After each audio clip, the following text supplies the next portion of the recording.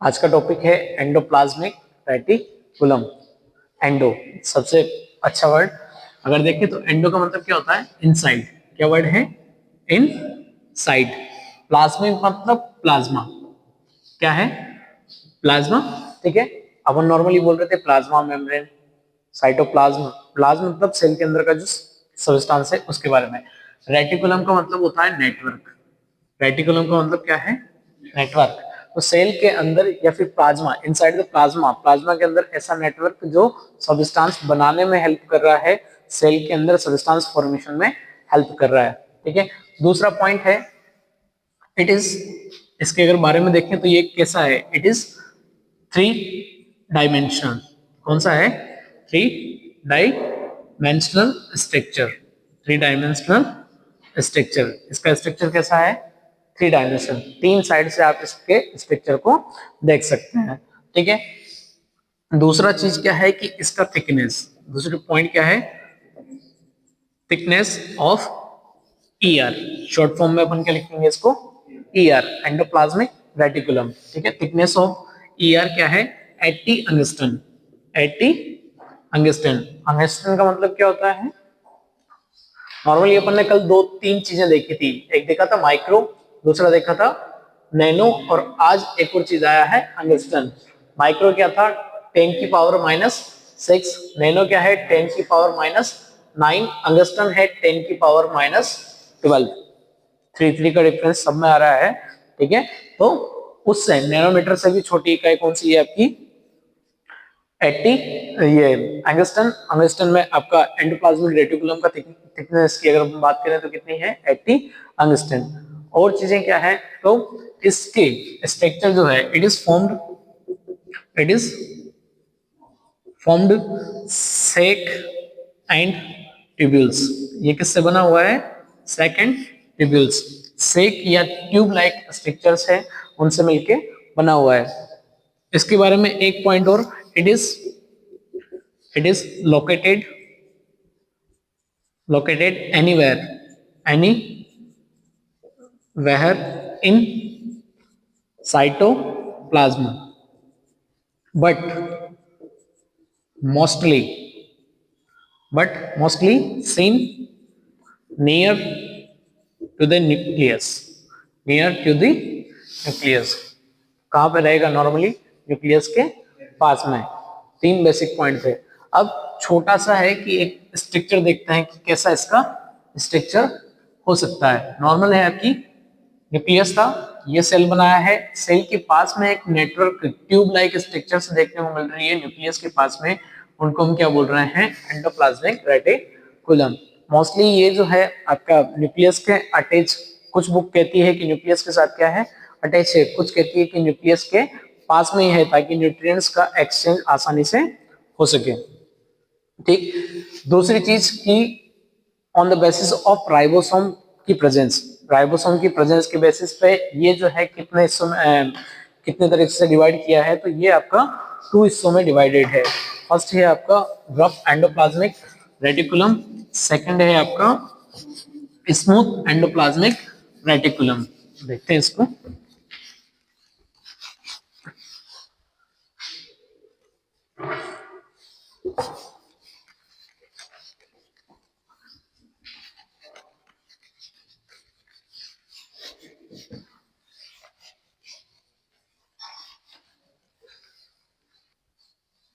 Type of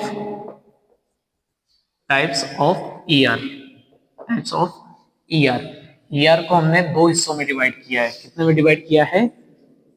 दो हिस्सों में। एक है आपका रफ एंडोप्लाज्मिक रेटिकुलम, दूसरा है स्मूथ एंडोप्लाज्मिक रेटिकुलम। दोनों का जो चीज है वो डिपेंड करती है on the basis of presence of ribosome. पहला चीज जो है रफ एंडोप्लाज्मिक रेटिकुलम, राइबोसोम जो होंगे वो क्या होंगे? प्रेजेंट होंगे। राइबोसोम क्या होंगे? प्रेजेंट होंगे। राइबोसोम होने की वजह से, due to presence of ribosome, it appear, it is appear roughly। ये कैसा नजर आएगा? रफली, खुरदरा हुआ नजर आएगा। इसलिए हम इसको क्या नाम दे रहे हैं, रफ एंडोप्लाज्मिक रेटिकुलम। दूसरा पॉइंट है, इसके पास क्या चीज देखने को मिल रही है, due to ribosome, due to ribosome it is it is involved in protein synthesis। किसमें इन्वॉल्व रहेगा, ये प्रोटीन सिंथेसिस में इन्वॉल्व रहेगा। दूसरा वाला है आपके पास smooth endoplasmic reticulum. Ribosome is absent. इसकी जो सरफेस है उस पर राइबोसोम क्या रहेंगे, एब्सेंट रहेंगे। राइबोसोम नहीं है ड्यू टू एब्सेंस ऑफ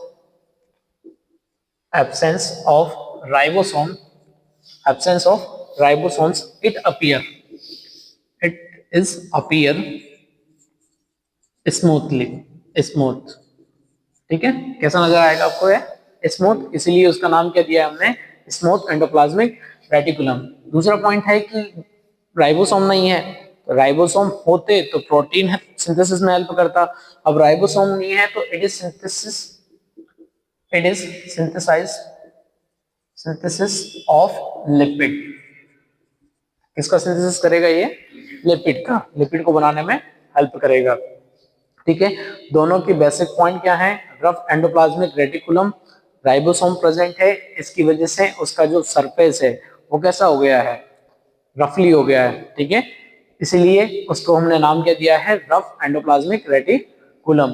और राइबोसोम है, इसी वजह से वो किस चीज में हेल्प कर रहा है, प्रोटीन के सिंथेसिस में। दूसरा चीज है कि smooth endoplasmic reticulum, ribosome absent है। राइबोसोम क्या है, एब्सेंट है, जिसकी वजह से उसका जो सरफेस है वो कैसा नजर आ रहा है, स्मूथ नजर आ रहा है। और राइबोसोम नहीं है तो किस चीज में हेल्प करेगा, सिंथेसिस ऑफ द लिपिड में। ठीक है, दूसरा और चीजें क्या हो सकती है, तो अगर रफ एंडोप्लाज्मिक रेटिकुलम की बात करें तो इसकी जो मेम्ब्रेन्स है, ठीक है, उनको हम बोलते हैं क्रिस्टीन। क्या बोलते हैं, क्रिस्टीन एंड सैक। ये जिस चीज का बना हुआ है या जिससे इसकी अपीयरेंस देखने को मिलती है, इसकी अपीयरेंस इस तरीके की देखने को मिलती है। कैसे देखने को मिलती है, इस तरीके का देखने को मिलता है, इसलिए हम इसको क्या बोलते हैं, क्रिस्टीन या सेक। एक के ऊपर एक रखा हुआ कोई सब्सटेंस जैसा नजर आता है, वैसा ही हमको ये देखने को मिलता है। ठीक है, दूसरी चीज और क्या है कि इनका प्रेजेंस कहाँ है। ठीक है, दूसरा फंक्शन क्या है, पहला फंक्शन तो हमने लिखा है कि राइबोसोम की प्रेजेंस की वजह से प्रोटीन सिंथेसिस कर रहा है। ठीक है, और काम क्या करता है, तो प्रोटीन है साथ साथ में inside the ER inside the RER, rough endoplasmic reticulum के इनसाइड में, अंदर की साइड में क्या होगा कि कार्बोहाइड्रेट प्रेजेंट होगा। कौन होगा, कार्बोहाइड्रेट प्रेजेंट होगा। इसलिए ये कार्बोहाइड्रेट क्या हो जाएगा, कार्बोहाइड्रेट अटैच होगा किसके साथ, प्रोटीन के साथ। किसके साथ अटैच होगा, प्रोटीन के साथ, और स्ट्रक्चर बना लेगा ग्लाइकोप्रोटीन। क्या बनाएगा, ग्लाइकोप्रोटीन। इसलिए फर्स्ट फंक्शन तो क्या है, प्रोटीन का सिंथेसिस कर रहा है। दूसरी चीज हम बोल सकते हैं कि सिंथेसिस कर रहा है किसका, ग्लाइकोप्रोटीन का, ग्लूकोज को और प्रोटीन को दोनों को ऐड करवा रहा है। ठीक है, मोस्टली ज्यादातर जो मसल ज्यादातर काम करती है, ठीक है, उन मसल्स में ये देखने को ज्यादा इनकी प्रेजेंस कहाँ देखने को मिलती है, जो सेल्स आपकी ज्यादा एक्टिविटी कर रही है। लाइक प्रेजेंस कहाँ देखने को मिल रही है, प्रेजेंस के लिए पॉइंट लिखो, प्रेजेंस कहाँ कहाँ है। पहले जो सबसे ज्यादा एक्टिविटी करते हैं यानी कि नर्व सेल्स। दूसरा पॉइंट, कौन ज्यादा एक्टिविटी करता है, तो स्केलेटल मसल्स। कौन करते हैं, स्केलेटल मसल। तीसरा और कौन एक्टिविटी करता है, तो हार्ट। चौथे नंबर पे एक्टिविटी ज्यादा कौन करते हैं, लीवर में देखने को मिलता है। फिफ्थ नंबर पे ज्यादा एक्टिविटी किनकी देखने को मिलती है, किडनी की। ऐसे ऑर्गन्स जिनकी एक्टिविटी ज्यादा देखने को मिल रही है, ये वहां पे आपको रफ एंडोप्लाज्मिक रेटिकुलम भी उस सरफेस पे आपको ज्यादा देखने को मिलेगा। नेक्स्ट पॉइंट है SER के, यानी कि स्मूथ एंडोप्लाज्मिक रेटिकुलम के बारे में। ठीक है, उसके बारे में अपन ने पढ़ा है कि वो प्रोटीन कर रहा है, प्रोटीन के साथ साथ ग्लाइकोलिपिड बना रहा है। स्मूथ एंडोप्लाज्मिक रेटिकुलम जो है, पहला सिंथेसिस तो किसका करता है, लिपिड का। पहली चीज क्या बनाता है, लिपिड। पहली चीज क्या बना रहा है, लिपिड। दूसरी चीज है कि लिपिड के साथ फॉस्फेट के मॉलिक्यूल को ऐड करता है। दूसरी चीज क्या करता है, लिपिड के साथ फॉस्फेट के मॉलिक्यूल को ऐड करता है, जिसको हम बोलते हैं फॉस्फोलिपिड। क्या बोलेंगे, फॉस्फोलिपिड।